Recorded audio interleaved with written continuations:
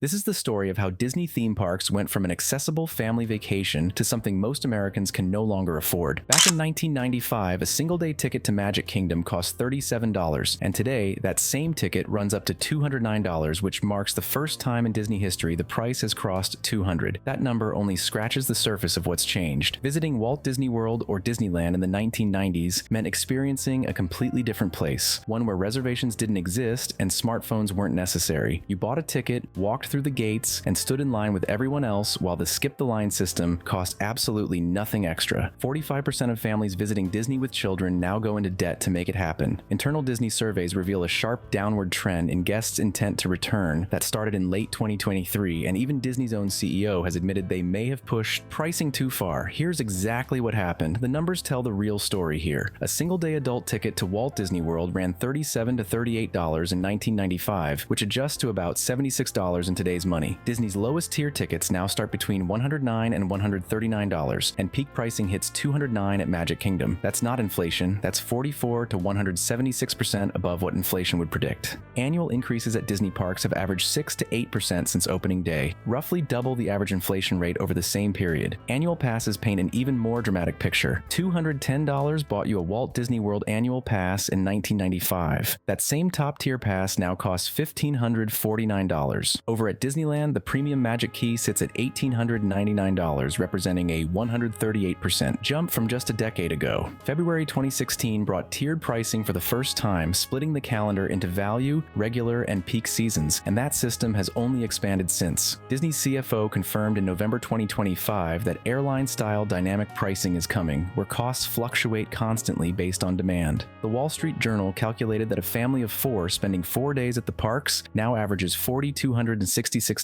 up from $3,230 just 5 years earlier. Here's something that still bothers longtime Disney visitors. The skip-the-line system used to cost nothing. Disney introduced FastPass in 1999 as a simple paper ticket system where you'd insert your park admission at a kiosk, grab a slip with a 1-hour return window, come back during that window, wait 3 to 5 minutes instead of 2 hours, and ride. No extra charge, included with admission. That free system lasted over 20 years. Disney invested $1 billion in their digital MyMagic+ platform in 2013 and rolled out FastPass Plus to replace the paper tickets, and it remained free, allowing resort guests to book 3 FastPasses up to 60 days ahead at no additional cost. COVID changed everything. Parks closed in March 2020, and when they reopened, FastPass stayed suspended. It never returned. October 2021 brought Genie Plus, a paid replacement launching at $15 per day, and premium attractions like Rise of the Resistance weren't even included in that price since those sold separately as individual Lightning Lane purchases. The system has evolved into Lightning Lane Multipass and Lightning Lane Single Pass, with Multipass running $15 to $45 per person per day, and individual popular attractions costing $10 to $25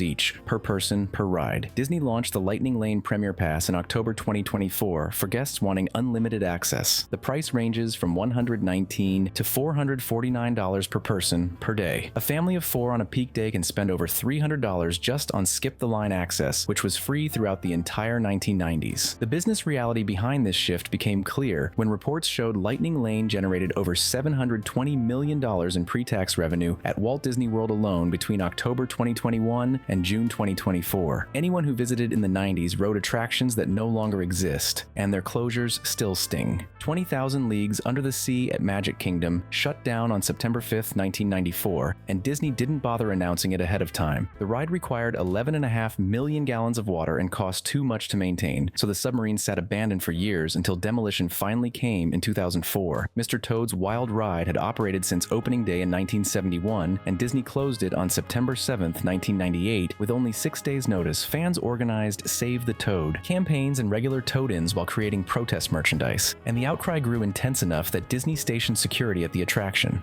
Winnie the Pooh took over the space, which felt especially unnecessary to fans since the original Mr. Toad still operates at Disneyland. Horizons at Epcot, what many consider the park's defining attraction, closed permanently on January 9, 1999, with demolition following the next year. The Great Movie Ride at Hollywood Studios lasted 28 years as an opening day attraction before closing in August 2017. Splash Mountain sparked the most emotional response. Walt Disney World closed it on January 23, 2023, and Disneyland followed on May 31, 21, 2023. Fans waited 3 to 5 hours for final rides, some listed Splash Mountain Water on eBay where bids exceeded $50, and petitions flew in both directions with over 21,000 signatures calling for a retheme and 99,000 trying to save it. Tokyo Disneyland's version still operates. Changes to surviving classics have also upset fans. Pirates of the Caribbean added Jack Sparrow animatronics in 2006 and transformed the bride auction scene in 2018, while Jungle Cruise removed the Trader Sam animatronic in 2021. Disneyland's It's a Small World gained 29 Disney characters during a 2008 refurbishment, and more additions continued through 2025. Visiting Disney in the 1990s didn't require a phone because smartphones didn't exist yet. Paper maps guided you through the parks. Wait times appeared on boards near attractions, restaurants welcomed walk-ups, and the day unfolded spontaneously. Character encounters happened when you wandered around and found them. The Disney app has become essentially mandatory today.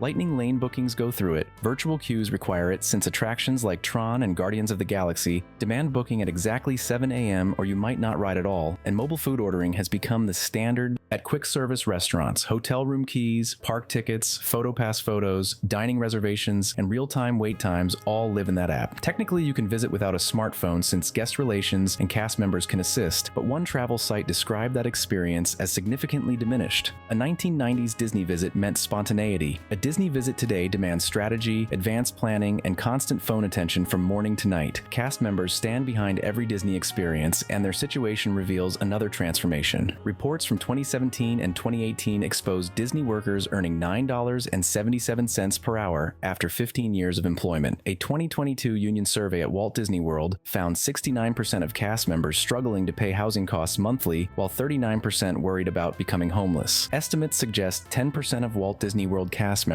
are homeless and seeking services. Central. Florida's median home price reached $380,000 by 2024. Affording a one-bedroom apartment near the parks requires approximately $29.33 per hour. Union negotiations have delivered progress. Walt Disney World's 2023 contract raised minimum wages to $18 per hour, increasing to $20.50 by October 2026. Disneyland cast members ratified a contract in July 2024, establishing a $24 starting rate, $233 million. That's what Disney agreed to pay in December 2024 to settle a class action lawsuit over violating Anaheim's living wage ordinance, believed to be the largest class action settlement over wages ever agreed to in California. The most telling evidence comes directly from Disney's leadership. Bob Iger returned as CEO after Bob Chapek was ousted and publicly stated in March 2023 that he always believed Disney needed to be accessible and that in their zeal to grow profits, they may have been a little too aggressive about some of their pricing. Reports indicate Iger told multiple people that Chapek was killing the soul of the company and he was alarmed by increases in prices at Disney theme parks. Contrast that with Chapek's May 2022 comments where he explained that their domestic yield strategy had allowed them to increase per capita spending meaningfully and that they didn't see any end in sight for that approach.